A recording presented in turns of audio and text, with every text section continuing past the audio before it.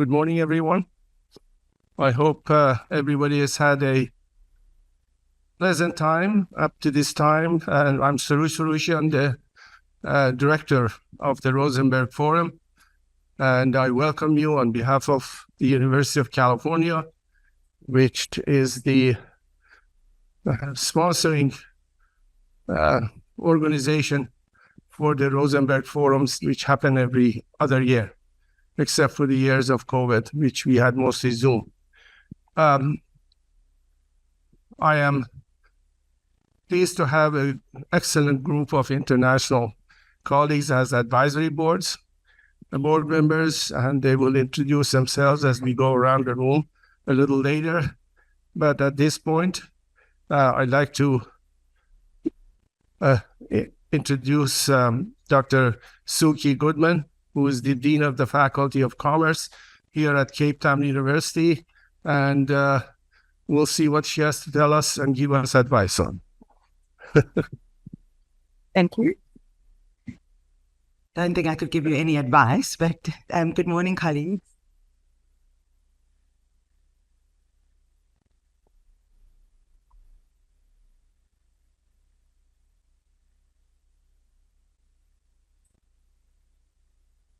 So my name is Suki Godman, and I am delighted to welcome you on behalf of the University of Cape Town. I'm here representing the Faculty of Commerce, home to the recently inaugurated Water and Production Research Unit, led by Prof. Thiam.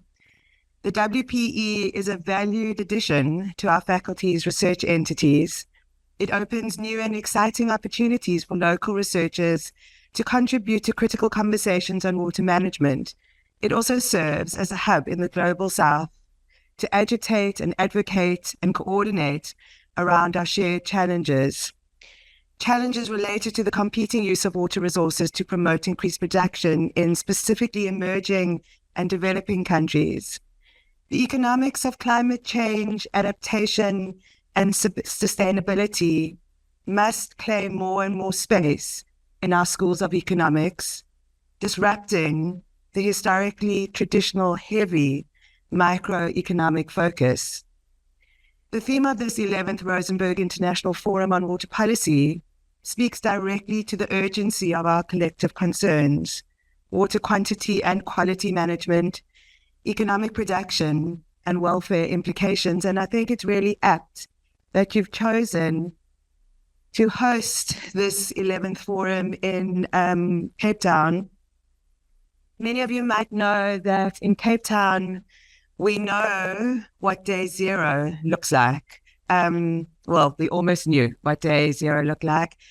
And just a simple table outlining to you, I know that some of you went on a tour of some of our beautiful dams that feed this incredible province yesterday. But, and please excuse my source, the Wikipedia. I did check its accuracy, but if you just have a look at some of the data on the table, you get a real sense of what happened to us in 2017 and 2018, bleeding into 2019. I have to say it was terrifying for the citizens of this province. I've just kind of jigged the data to make it a little bit more sensible and perhaps a little bit more stark. So that's the data, and that's kind of the science of it. But what was really so alarming, besides seeing our beautiful dams, that is Thiam Dam, an exquisite space, kind of a source of life. At 13% capacity, alarm bells were ringing. But this was the social reality and the behavioral reality. That's a photograph of one of our large mega shopping centers that was doling out rationed water. And if you just have a look at that queue, those queues were indicative of queues across the city. Some of it was stockpiling, so this real sense that we were heading for an unprecedented experience. And in order to combat the stockpiling, retailers like this one were rationing the amount of water that citizens could buy. So that's a telling photograph, but perhaps that's an even more telling photograph. Those are locals from a variety of communities who are queuing at some of our amazing water sources. So we've got throughout the city, and I'm not sure you'll get an opportunity to do a tour under our city, but we've got incredible canals. Water flows off Table Mountain through the city, and in certain points around the city, there are springs that produce drinkable water and sometimes not drinkable water. But here people were queuing with the plastic drums, which were also limited at a certain stage. So we feel like we know it firsthand, and we know the import. Your wonderful program epitomizes the interdisciplinary nature of water economics, pulling together insights from environmental science, engineering, and social science, all in service to co-creating effective and sustainable management strategies. Your work in this forum and Djiby's work in the WPE responds directly to the University of Cape Town's vision. We call it Vision 2030, where we are called upon to work together in education and in research to effect positive change in our deeply fractured and wounded world. I quote, "Part of the vision is to develop well-rounded, civically engaged, socially responsive persons with a keen interest in solving the world's wicked problems." I'm sure you all appreciate that in our local context, a context that's characterized by chronic inequality and dangerously high levels of poverty, experiences of climate change and health crises land particularly severely. Knowing the extent to which these crises exacerbate current societal and economic disparities provides us with the impetus we need to foreground our collective activities in these areas. We are morally compelled to support research that represents the best of socially engaged and responsible scholarship, that leaves the library shelves and hits the ground running, that can inform developing policy, underwrite the script, and change the narrative. We recognize as a university that the only way to tackle our realities is to advance multi, and transdisciplinary research approaches. We're still trying to figure out how that works. We also know that we can't rely exclusively on the lessons of the North to inform what and how we do things. Our climate, our geopolitics, our diverse cultures, and our indigenous ways of being demand we explore our shared global problems through a Southern biased lens. And so it is not insignificant that the forum takes place for the first time this year in Africa. It is with deep appreciation that we got to host. It is these kinds of collaborative spaces that provide pathways to success. And we are unequivocal in our belief that we are stronger together. Thank you for affording me this moment in your program. That's Stronger Together. That's a relation to our fantastic rugby team that is in the World Cup final on Saturday. Please support South Africa. I also hope that if you are visiting our city for the first time, it's an incredible city, the mother city, that you take the time to enjoy many of her delights. Thank you. Thank you, Dean Goodman. Thank you very much. You set the right focus for what is the purpose of our meeting, and we welcome you to join later on. I know you're a dean. You better go and deal with the university politics and not lose too much money to the other faculties. So that's understandable. At this point, I'd like to have my colleague Djiby Thiam to come and say a few words. He was been extremely helpful to us with organization of the meeting, and thanks to Ariel for introducing Djiby to the advisory board. Djiby? Now we have competing mics. You want to use this one maybe? So that... I'll take care. Okay. Good morning, everyone. Thank you very much to Soroosh and to Suki. It has been a pleasure to really be in touch with all of you. Senior academics, they give you a very good impression of what academic life looks like, because, working with people like Ariel, Soroosh, these are people who could have been my supervisors, to be honest, but, they have been humble along the way, and really, I appreciate the interactions we have had over the last few months, and bringing this forum here to Cape Town is something that we value a lot in our university, but also in our city.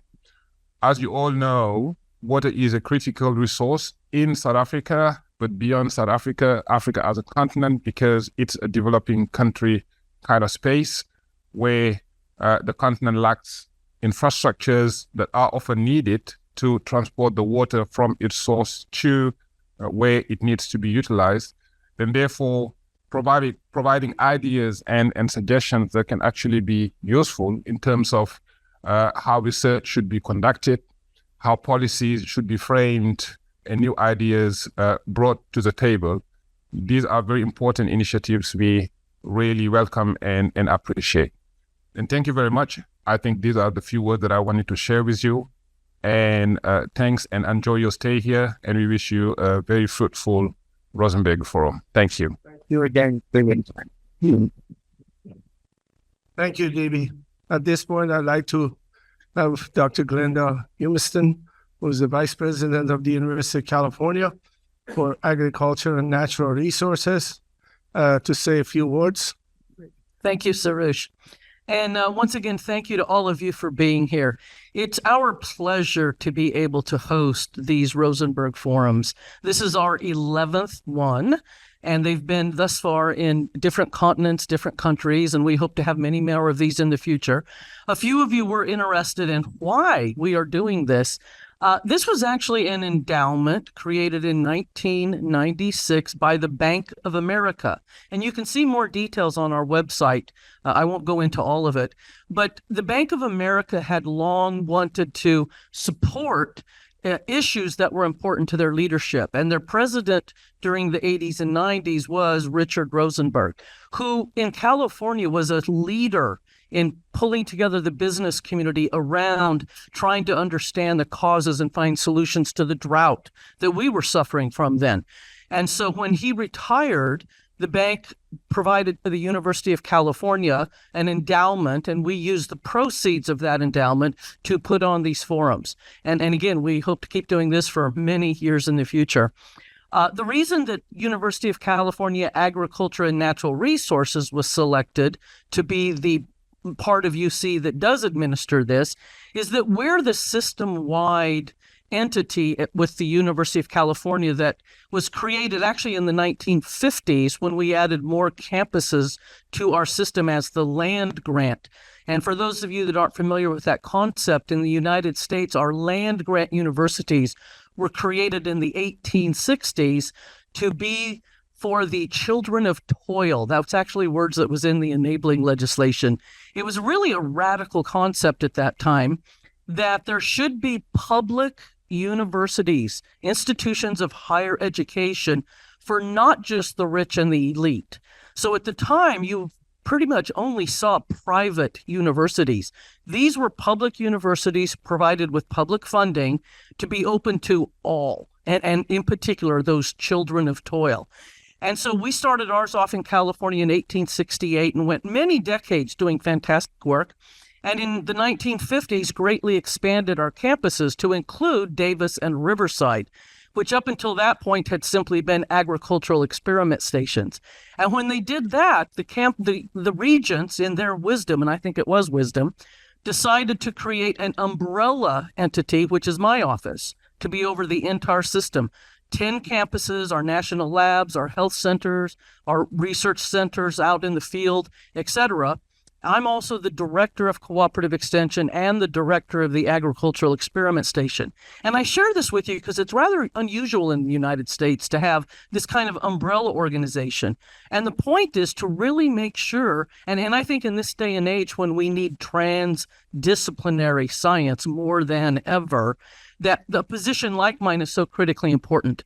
We bring together the social sciences, the hard sciences, the economics, the biology, all of the many disciplines, and focus on really not just doing research, but ensuring that that research gets into the hands of people and their communities to make use of it. And we do that through a variety of programs, 13 different statewide programs and institutions. And I'm thrilled that Eric Porse is here, who's the director of our Water Research Institution, one of those. But I urge you, when you do visit California, please reach out to us, and we would love to show you what we're trying to do at University of California, and particularly in our agriculture and natural resources. We're frequently recognized as a leader nationally for our work, and we love to partner with other entities throughout the world whenever we get a chance. And I'm looking forward to hearing the speakers today. Part of the point of this forum is really twofold: to understand the science behind water policy that could support water policy, good policy, and to facilitate exchanges and ideas between scientists and policymakers. So please speak up, enjoy, interact this next few days, and I look forward to the ideas and new thoughts moving forward we get out of this. Thank you. Thank you, Glenda. Every time Glenda talks, I learn something new about the University of California system, honestly. Well, anyhow, starting with now getting closer to the official time. For some of you who know me and I chaired meetings in the past, I'm well known to violate a lot of the rules and policies. And the first one is I fall behind time. And so I hope you will help me, because the next phase is for each one of you, if you would be kind enough to stand up in maybe 10 to 15 seconds, just introduce yourself and your affiliation and maybe your background. We don't need, you're all accomplished people. You get a lot of awards and praise. We don't need to know those. We will find out about those. You just start that, and Eric has already practiced this, and I'll start with Eric. Eric, you have a mic on your table?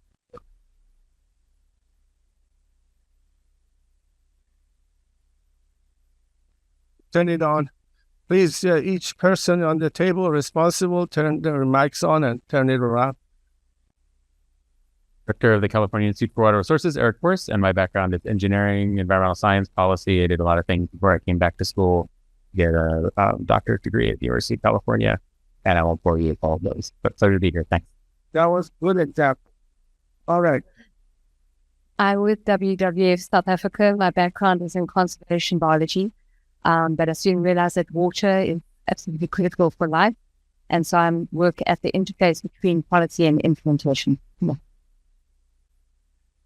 Hi, I'm Abdul Mohsin Muqaddam. I'm an ag economist, and I'm working at the Mohammed VI Polytechnic University in Morocco. I'm Daiji Narita, from the University of Tokyo in Japan, and I'm an environmental economist, researching on climate change economics and also pollution issues. Okay, the next table. Yeah, this is yours. You keep it in your table. So a little louder, closer to your mouth, so that the voice gets... Yes, sir. I'm Colin Ingram. I'm a public policy scholar from the University of California at Irvine.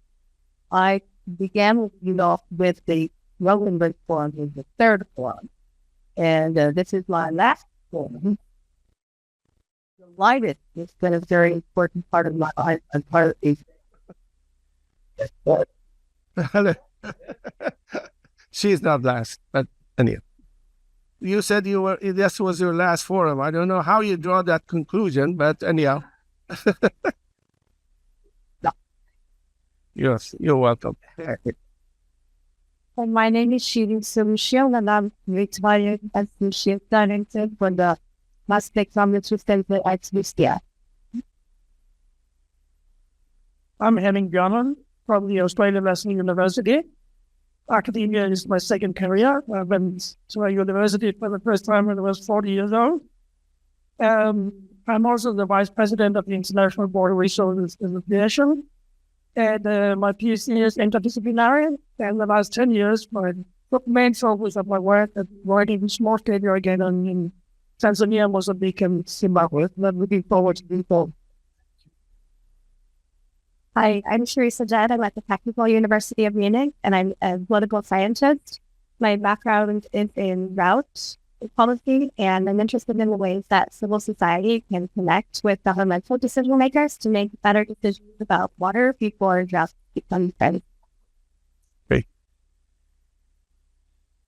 Morning. I'm Guillermo Velasco, the Catholic University in Sydney. I'm President Director of the Water Law and Management Center. Originally an agricultural engineer, then I saw the light, then I studied economics. Hi everyone, my name is Maria Jam. I'm Associate Professor of Groundwater Hydrology at the University of California, Riverside, and my research is focused on developing integrated hydrologic models for water supply forecasting. Thank you. Well, yes, my name is Mahmoud Ahmed. I'm a little closer to you. Yeah, it is, but just. Yeah, my name is Mahmoud Ahmed. Presently, I'm working with an outfit called RACE in Pakistan. But before that, I worked 24 years with FAO Food and Agriculture Organization. And I will not let this opportunity slip without telling that I completed, this just coming out of the oven, a book series, Ariel Dinar. Fantastic. It's from Pakistan. Thank you. Yes, Linus. Yes. Hello, my name is Linus Newell. I'm Associate Professor of Economics at Gettysburg College in Pennsylvania, U.S. I was trained as an environmental economist. A lot of my work has been on development. There's an argument on whether environmental is actually development as well, but that's a debate there. This is my first time to attend this forum. I really appreciate this opportunity. For those of you who reached out to me for this, thank you. Cheers.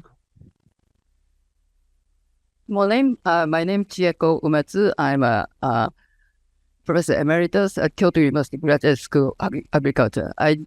In the past, I did a project in India, Turkey, Zambia for water-related issues. I'm very much excited to meet you all and discuss further. Thank you. So hello everyone, my name is Soko Kambilar. I'm first year master student from the University of Tokyo. My major is economics and I'm interested in development economics and environmental economics. Thank you.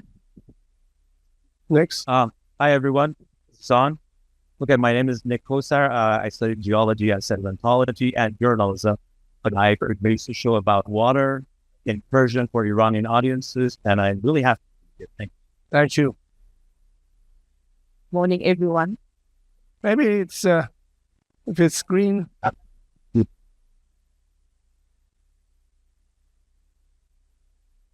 You were loud enough, that's why it's not working. Let me give you this. Yep. Thank you. Oh, jeez. Yes, good. That's good. I like that. Yes, good. My name is Mendy Shozi. I currently belong to no institution. I'm in between jobs. But my card says I'm at UKZN Wash R&D Center. I was a research scientist there in water, sanitation, and hygiene. And I'll be moving on to be a project manager in a similar position elsewhere. And my focus is on citywide inclusive sanitation, resource recovery, and circular economy. Great. Good morning, everyone. I'm Sylvester Mpandeli from the Water Research Commission. I'm an executive head responsible for the water utilization in agriculture, and I'm also an adjunct professor at the University of Glenda. I'm a board member at the South African Water Service, and I also advise the Premier of Gauteng Province, which is a federal government. Thank you, sir. I'm happy to be here, and this is for the first time I'm attending this event. Thank you. Thank you. I should have introduced myself earlier, sorry. Glenda Humiston, not only a vice president, but in this role and previous, I have spent my career bringing together science, policy, and management around the issues of agriculture and environment and how to find solutions that serve both. Good morning, everyone. Christina Babbitt. I'm part of the advisory committee. My background's in water policy, management, and governance with a focus on groundwater. But about a year and a half ago, I transitioned to the private sector, and now I'm the global water lead at Starbucks. Hi, everybody. I'm Julia Bucknell. I work for the World Bank. I've been there for, a long time, working always on like water and environment issues in all the regions. Right now, I'm based in Nairobi and very glad to be here. Thanks. Good morning. My name is Ariel Dinar. I am a board advisory member of Rosenberg Forum. I was faculty of the University of California, Riverside. Now I became emeritus, which is a new exploration for me. And I'm happy to be here again in South Africa and Cape Town, and hope that we will have a great time together. So,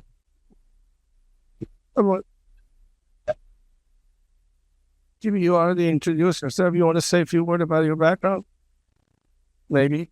Good morning, everyone. I'm Djiby Thiam. I'm an economist by training. I work on environment and resource economics broadly, and particularly on water economics.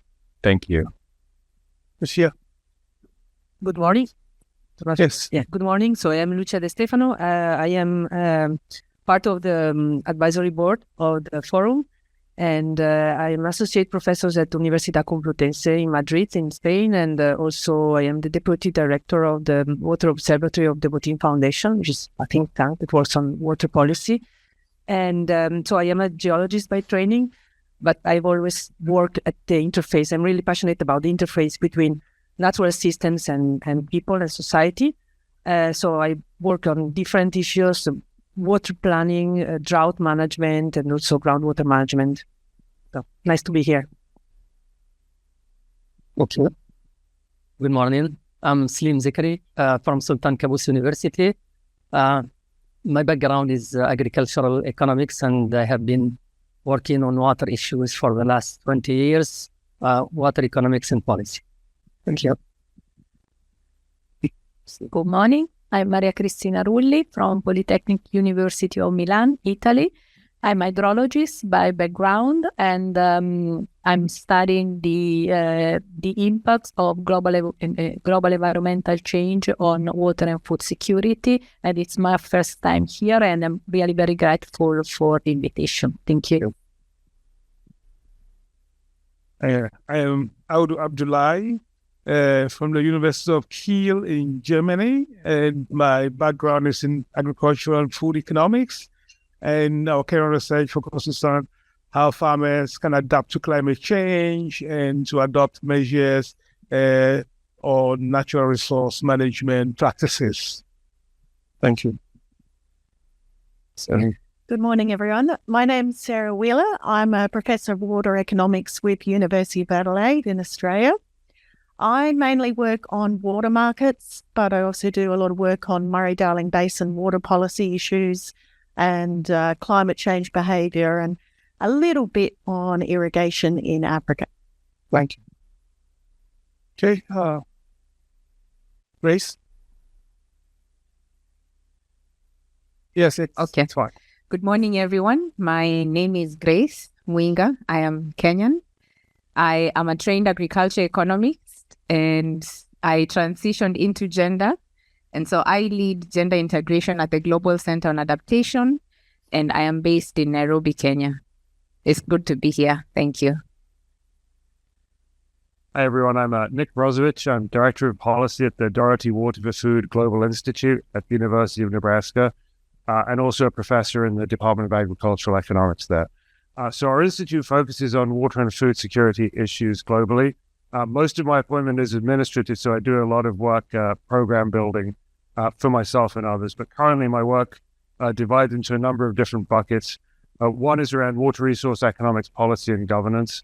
One is around smallholder irrigation, particularly with a focus on entrepreneurial approaches to providing smallholders with irrigation.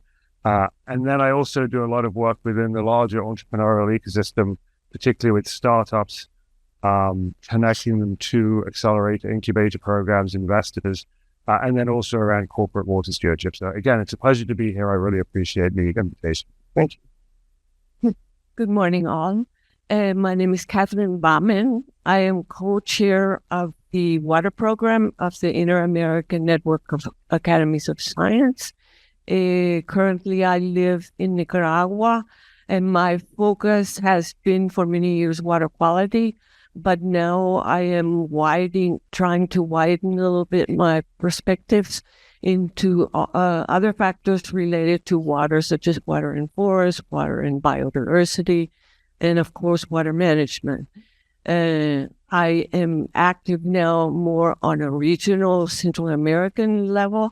Central America has really very a richness on water, but actually the level of management is what is really suffering. Thank you.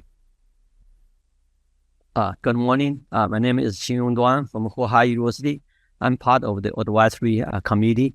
My background is in surface hydrology. I work mostly on hydrological modeling, forecasting of different time scale or space scale, and also working on the impact of climate change on water resources. So it's a pleasure to be here. Thank you. Good morning, everyone. My name is Shanani Baloi, and I work as a program officer for the Stockholm International Water Institute based in the regional office in Pretoria. And I work in transboundary water cooperation from the Nile Basin and down to the Zambezi River Basin. And we work on different forms of motivations of cooperation in the Nile, quite conflict prone, and then in the Zambezi Basin, it's more around economic benefits and degradation issues. So we work to the level of reaching farmers that are engaged in water practices, or there are activities that contribute to catchment management, and trying to attract financing, both public and private, into that space. Thank you. Thank you, Andrea. Good morning. I'm Andrea Gerlach, and I'm part of the Rosenberg Advisory Board. I'm a professor in the School of Geography, Development, and the Environment at the University of Arizona, and also the director of the Int'l Center for Studies in Public Policy, which works on environmental issues and indigenous governance issues. I'm trained in political science and public policy, and right now I'm doing research in the Colorado River Basin, where I live, on issues of community engagement and the role of science in decision-making.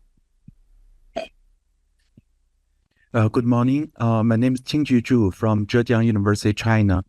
I work on water system engineering and economic modeling at the river basin and the regional scale. I joined my current university a few years ago. Before that, I worked with IFPRI in DC on water and food policy.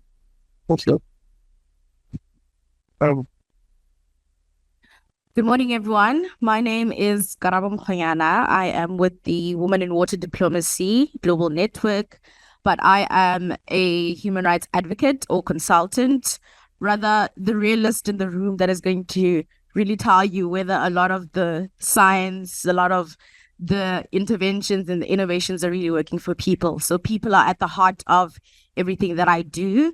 At the same time, I am an aspiring PhD student, so I am looking for my next home in climate security, particularly on the African continent, with a focus on water, land, and resource competition.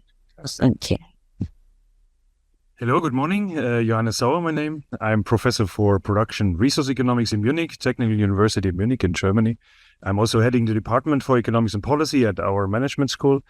We do a lot of work at the intersection between agriculture, production, technology, policy, and water use. Right now, we work a lot in India and in Nigeria, Colombia on climate-smart agricultural adoption. And I'm very happy to be here. Thank you. Hope. Good morning. My name is Hope Zabronsky with the California Institute for Water Resources. And my background is in climate-smart agriculture and renewable energy systems. And I'm really excited to be here with all of you. Thank you. Good morning, everybody. I'm Marian Garcia Paliñas from the University of Oviedo in Spain. And, I'm professor of public economics. And my basically main topic is water economics. I've been working on water economics for a long time and the ways to manage water demand, pricing, on all those strategies. So I would like to thank you very much, the organizers. I'm very happy to be here, and it's my first time, and hopefully it was not the last one. So Great. Thank you very much. Good. Good morning, everyone. My name is Sherifa Abdulbaqi. I'm from Algeria. I'm lecturer at University of Tlemcen in the Department of Hydraulic Faculty of Technology. My background is in water supply or water distribution network. I'm working actually as a water program coordinator at the Panafrican University Institute for Water and Energy Sciences, including climate change. I'm coordinating the water program with two tracks, water engineering and water quality. I'm actually working on water use and water resource management. I'm very happy to be here and to meet these colleagues, and I'm also very happy to be in this nice. Thank you. Good morning, and my name is My name is Marcela Brugner. I am a professor at BC3, which is the Basque Center for Climate Change. It's in the Basque Country, Spain. And my background is very interdisciplinary. I am a computer scientist, engineer, and ecologist, and with time I became a social scientist. And from this background, I study collective decision-making processes under uncertainty in the context in water governance and water management. And I do that from a conceptual, theoretical, and also practical point of view. So I have several cases now in Spain, in the Netherlands, and one in Asia. And I am very happy to be here, and thank you for this opportunity. You're welcome. Well, thank you everybody for wonderful introductions. As you see, we have really a very interdisciplinary group of people, and I hope that through the next few days, there will be plenty of interaction to essentially build friendship, and so we can really focus on future emerging issues related to water policy. That is really the focus of the Rosenberg Forum. I guess I didn't introduce myself. Marcela mentioned that she's interdisciplinary. I think I was kind of a product of a very confused era of not knowing what I wanted to do. I started as a mechanical and aerospace engineer, ended up in systems engineering, and followed by civil engineering, eventually ending up in water resources systems engineering at UCLA, where I got my degree. And I was 20 years at the University of Arizona, learning from Helen in those days, but she was in a different department. And then the past 20 years at the University of California, Irvine. Anyhow, before we get to Ariel's excellent keynote talk, I thought as the chair, I wanted to set the stage. And since I do hydrometeorology and hydroclimatology, and since the focus of this meeting is on water quantity, I don't do much quality, but it's all of those in the context of the economics and welfare implications on the global south. So I thought I'll just introduce some facts and some fictions about the status of the global water, because we rely on the rainfall, which is the purest source of fresh water that falls on the ground and fills the lakes and flows in the rivers. So with that, if you don't mind, starting my 5-minute talk or so. After that, you, Ariel. Yes. No, this was just introducing my talk, my friend. Okay? All right. So I'm sorry if the light situation is not good. I thought I'll talk about hydroclimatology of Africa because the focus is in global south and we have it in Cape Town. And this is 40 years of precipitation trends and also future projection. That's the fiction part that I was talking about. Could you go to this? Oh, yeah, you already told me. And okay, next. I am the director of this center, Hydrometeorology and Remote Sensing. The link is up there. You don't have to write it if you just type in CHRS UCI, because CHRS competes with an acronym in the stock market. They obviously wins every time. So, but CHRS UCI takes you to our website, and there are a number of products that we have here that are useful. And from those products, I've extracted a few things for you to see, to really see the status of what is the situation in Africa. Our system is a neural network base that was started back in the early 90s, the first such an application that has become quite well known as the Persian system. It uses satellite information, cranks it through a series of sophisticated neural networks, and produces estimates of rainfall at relatively high resolutions. I downloaded this morning. One of the products is a 4-kilometer rainfall resolution every half an hour, gets updated. As you see, we are not that wrong. It's kind of sunny and nice, at least in this part of the world. And the past 24 hours, there hasn't really been any rain, but you can go and manipulate the site to see conditions of rainfall, and it's at 4-kilometer resolution. We have 3 products. iRain that I just show you an example, and we have a product that was developed on behalf of National Oceanic and Atmospheric Administration, NOAA, in the United States. And we produce the data, I give it to them. They post it for everybody to use. And we also have created some user-friendly websites, and this one in particular called RainSphere. And then we have a data portal that people come free of charge, download the data that they need. And we have almost over 1.5 million users that come from all over the world, and the statistic page of that shows it. So this is the reality in terms of the past 40 years.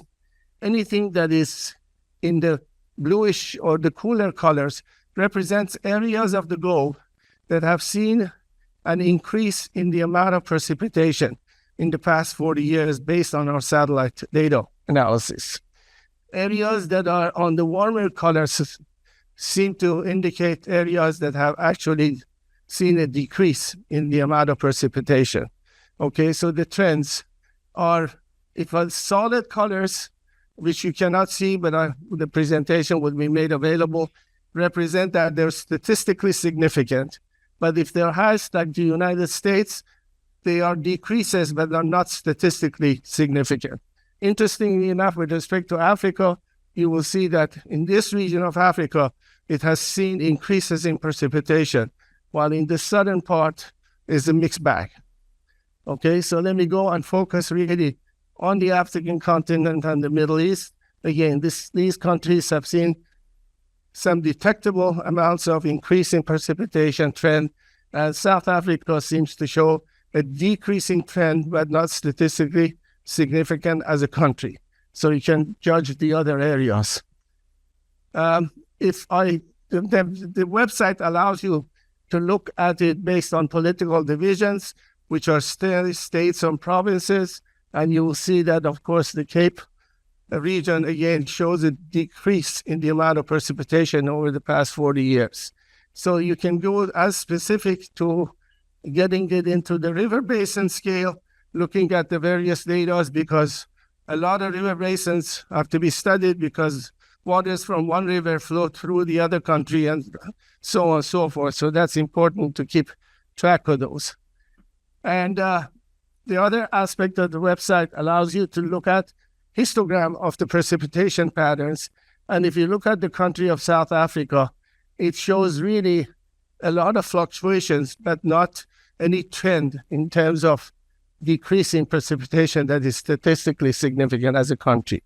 But if you go to provinces or regions such as Western Cape, you will see that, in fact, it is statistically significant and it's shown some decrease in precipitation. And particularly, these were the number of years where the big drought took place that were the subject of conversation. And I even went to the watershed that we probably toured parts of it yesterday, where some of these reservoirs are. Again, you will see that it shows, fortunately, a decreasing trend in precipitation. But these are historical information. So the next thing is the main stresses on the water resources and related ecosystems are two One is population impact, but demographers are pretty good predicting the population growth, and the World Bank and others produce this information. And those are more predictable. And then, of course, the climate impact, which is less predictable. I'm talking about the future now. So as far as Africa, I just downloaded this again from Wikipedia, I guess. And as you see, it is projected by 2100, population of Africa will grow to over 4 billion. So, and this is Europe, of course, it will stay pretty stable. So there will be water challenges, and that's why we have these meetings to discuss them. Thanks to Dr. Miao, which was the postdoc of Dr. Duan, introduced him to me. We worked on some of the outputs of the IPCC reports in various scenarios. This is IPCC 6 that was recently released, and focusing on 4 models, just out of 25 models that are used in IPCC. An Australian model, a Chinese model, US climate model, and Canadian model.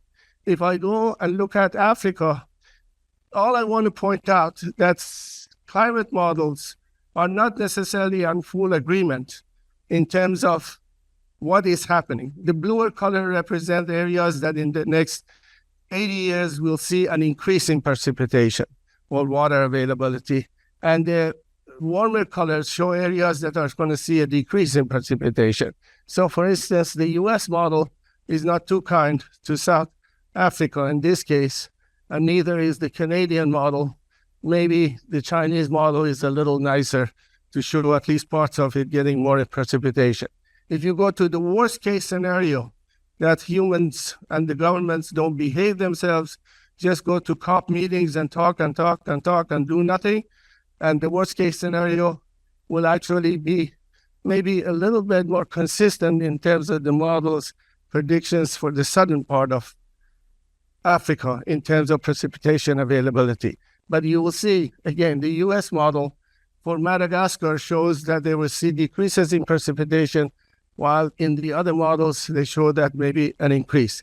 All I want to say is that for those of you who rely on using climate model information, okay, have a little will to doubt, because they're not really capable of predicting precipitation as they do the temperature. So with that, knowing the truth or the facts, which are the trends that we've seen in the past 40 years, and what some of the models are predicting, I hope that tells you that we have a lot of uncertainties with respect to the future of at least Africa in terms of precipitation. And that's something that should be kept in mind. Okay, and these websites are free. You can go there, and there are tutorials that allow you to manipulate them.